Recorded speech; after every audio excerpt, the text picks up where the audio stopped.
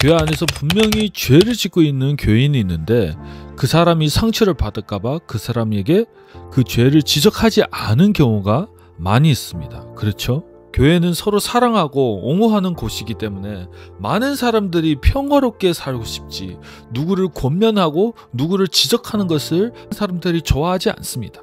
그래서 저 같은 경우에는 분명히 교회 안에서 바람 피우고 간음하는 사람들이 있었거든요.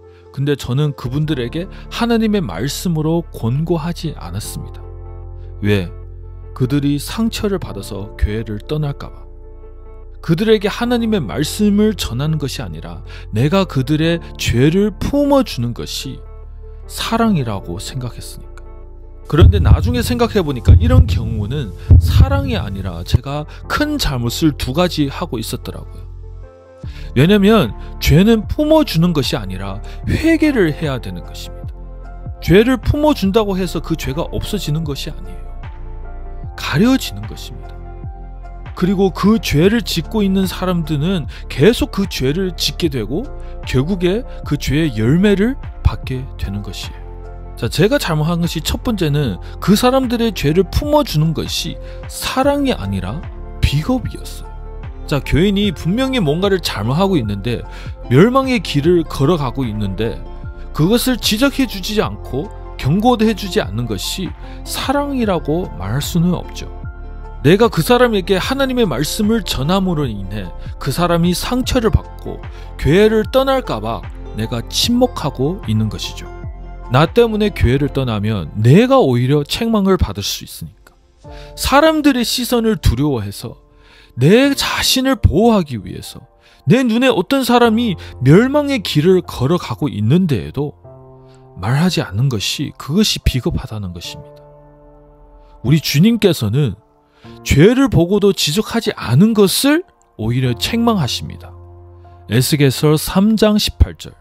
내가 사악한 자에게 말하기를 네가 반드시 죽으리라 할 때에 네가 그에게 경고를 주지 아니하거나 그 사악한 자에게 말로 경고하여 그의 사악한 길에서 떠나 그의 생명을 구원하게 하지 아니하면 그 사악한 자는 자기 불법 가운데서 죽으려니와 그의 피는 내가 네 손에서 요구하리라.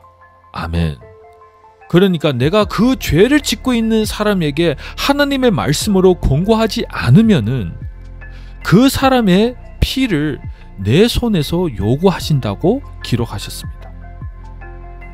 정말 무섭죠? 그래서 우리는 경고를 해야 되는 것이에요. 자, 두 번째로는 제가 그 사람들의 죄를 품어주고 권고하지 않은 것은 사랑이 아니라 교만이었어요. 왜 교만이냐? 그들이 분명히 죄를 짓고 멸망의 길을 걸어가고 있는데 그들에게 하나님의 말씀을 전하고 권면하는 것이 그들에게는 큰 상처가 되고 그들이 이제 교회를 떠나고 더 안 좋은 상황으로 만들어질까봐 두려워하고 미리 판단하는 것입니다. 그래서 하나님의 진리와 생명의 말씀보다 내 판단, 내가 그 사람들의 죄를 품어주는 것이 그 사람들에게 더 유익이 될 거라는 착각과 교만을 하는 것입니다. 여러분, 하나님의 말씀이 아무리 우리 생각에 심하다라고 느껴질 수 있어도 죄인들에게는 하나님의 말씀이 가장 유익합니다. 하나님의 말씀을 들어야지 그 죄인들이 멸망의 길에서 생명의 길로 걸어갈 수 있는 기회조차 있는 것이에요. 하나님의 말씀 안에는 생명이 있으니까. 우리의 생각과 우리의 판단은 생명이 없고 한 영혼을 구원할 수 있는 능력도 없습니다. 그렇죠? 그래서 우리의 생각을 내려놓고 우리의 사상을 내려놓고 하나님의 말씀을 전하는 훈련을 해야 합니다.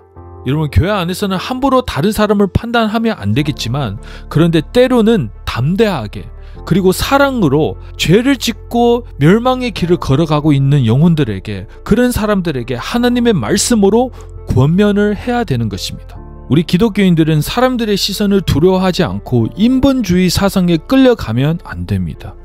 우리의 주는 예수 그리스도, 우리는 말씀주의로 살아가야 합니다.